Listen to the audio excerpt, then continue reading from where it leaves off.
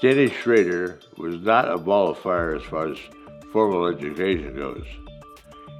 His dad got a hold of Cliff Gerard, who owned Mansfield Photograving, and said, "Denny is not college material.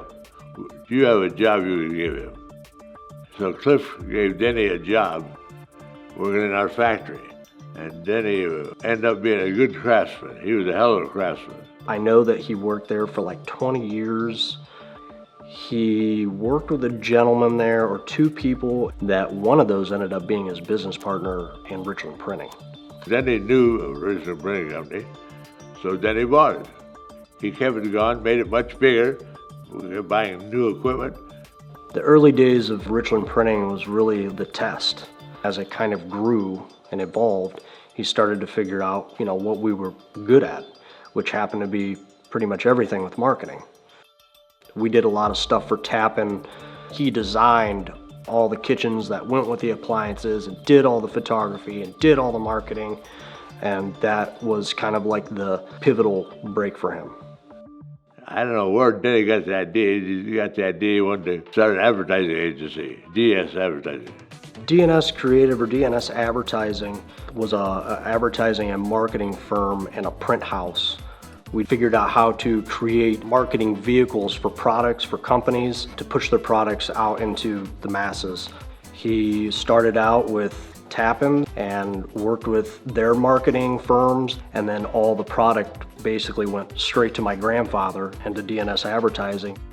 He was pivotal in their microwave technology. They were the first ones to make a microwave, and at that point in time, people thought, it was just for defrosting, to be able to take their food and put it in something else. And he made an entire cookbook for them to market the microwave as an actual appliance to cook meals with. Denny was behind all that, writing the copy, taking the pictures, printing the brochure. He was a complete service. I think we employed almost 125 people at its peak. We were like the 10th largest employer in Richland County at one point in time. He loved to learn, and that's really probably his best asset. That's basically how RichNet came about.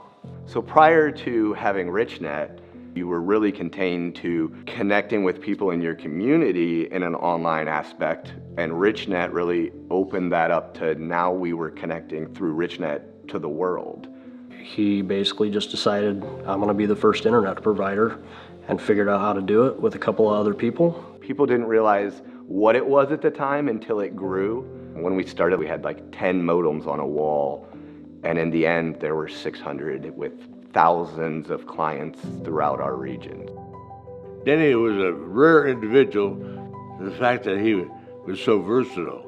He could go out and sell a job, he could come back and manufacture the job, then take you out for dinner that night. He loved to entertain. He went to culinary school in Florida, in Fort Lauderdale, and became a certified pastry chef. I know he did a lot of cooking for events. I know he hosted a lot of events. He always loved to bring people together, to bring people up or create environments that were fun and energetic. And did that until his dying day, pretty much.